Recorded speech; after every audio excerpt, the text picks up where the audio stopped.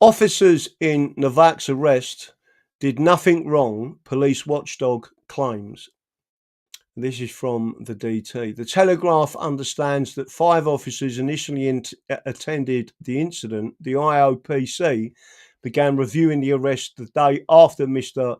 Novak died and says that so far there is no evidence that any of them committed misconduct.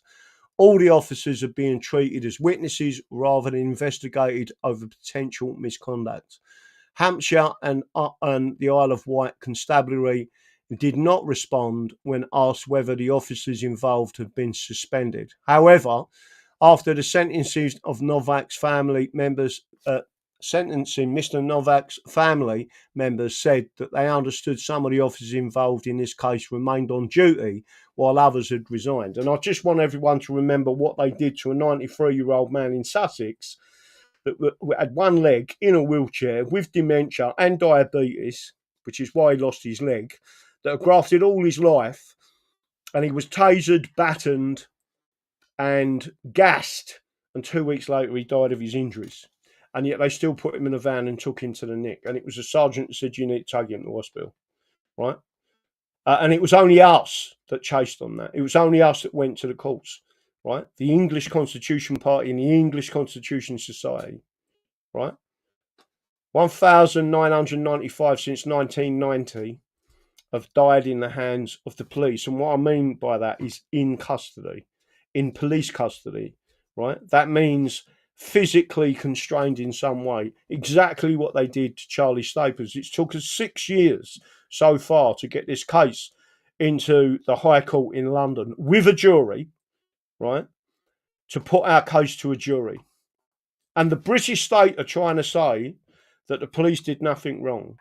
So I'm going to show you a couple of other things that I need to show you, because it's important that you understand that it's the suits that are doing this to us, right? These are the same British police all over England, all right? So what I'm about to do is share this tab, right? And I'm going to show you this. I first brought this up with Charlie's case. The Office of Constable, by the way, this was written and this page signed off by the president of the Police Federation. And I'm going to read it out to you so you all understand exactly what I'm saying. This was used in the High Court, and this is where they lost a large part of their case, because I read this out. And the particular High Court judge looked at it and said they're right. The claimant, what he's saying is right. They are not employees, right? So I'm going to read this out to you, and I want you to understand what I'm saying because it's crucially important. The Office of Constable. What is the Office of Constable? Every sworn police officer in England and Wales is a constable, irrespective of rank. Anyone goes back and looks at the videos I've done years ago when I got arrested outside Buckingham Palace, you could hear me actually saying that to the chief superintendent and to the 4 inspectors, numerous sergeants and a load of constables. It is from the Office of Constable that each officer derives their powers. On appointment, each police officer makes a declaration to faithfully discharge the duties of the Office of Constable in England and Wales. Police officers swear an allegiance to the monarch. This is to ensure the separation of power, which I've spoken about before many times, and political independence of the Office of Constable, which is why they cannot be policy officers. The Office of Constable means a police officer has additional legal powers of arrest and control of the public given to him or her directly by sworn oath and warrant. These are not delegated powers simply because they have been employed as an officer, and officers are not employees. They are not agents of the police force, police authority or government. Those who hold the Office of Constable are servants of the Crown. Each sworn constable is an independent legal official and each police officer has personal liability for their actions or inaction, the chief officer of the force to which the constable is attached also has a level of corporate responsibility, which is exactly the case that we are bringing for Charlie Staples, when those police officers attempted to suffocate Charlie in the prone position on the floor. When one of the officers smashed his head on the pavement 4 times when he was handcuffed, and the judge asked him in front of the jury, "Why did you do that, Sergeant?" And the sergeant replied, "It was for his own safety, Your Honour." And the jury laughed. And the judge looked at the sergeant as if he could have punched him. The arrogance of the police. The direct video from the sergeant has gone missing. The transcript of the trial where Charlie Staple received a unanimous not guilty when the judge, for the first time in legal history in England and Wales, put to the jury, "If you believe that this level of violence meted towards Charlie Staples equates to torture, you must find him not guilty." And that jury returned a not guilty verdict. And then we pursued those officers. We pursued those officers to the Attorney General with a private prosecution. We are pursuing those officers individually in the High Court.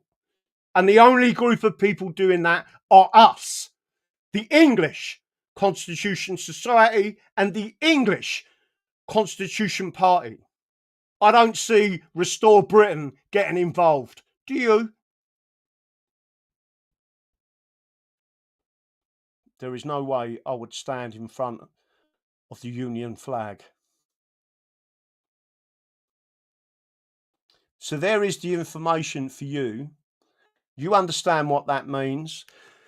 That is a document that was signed off by the Police Federation president, spelling out exactly what it is. And just let me make sure you understand the meaning of this. The office of constable means a police officer has the additional legal powers.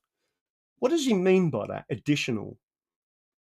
Because you, as civilians in England, have the power of arrest, a citizen's arrest. You have a duty to stop crime. It is your duty to stop tyranny in this country. You can arrest them police officers. If you see them commit a crime in front of you, you have the right to arrest that police constable.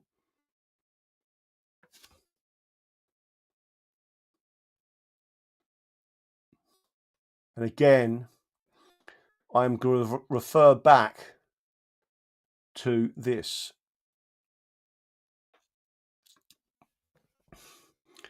Flash protests all over England are the only way you're going to defeat this system.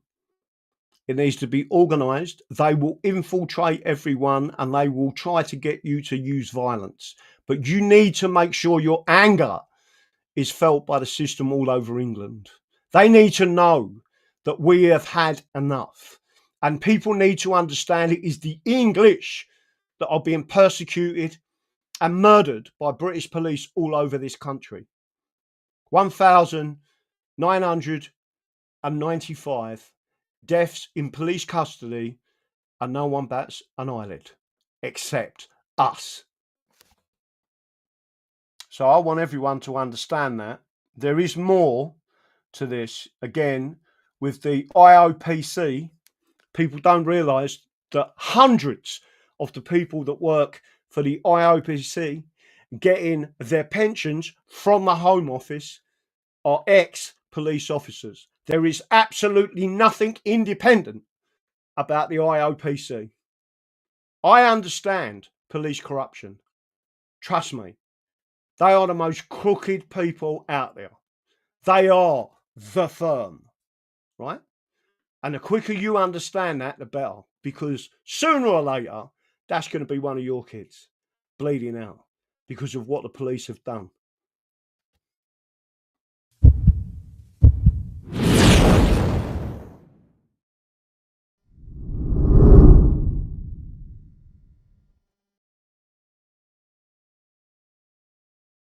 The English Constitution is the solution, always has been and always will be.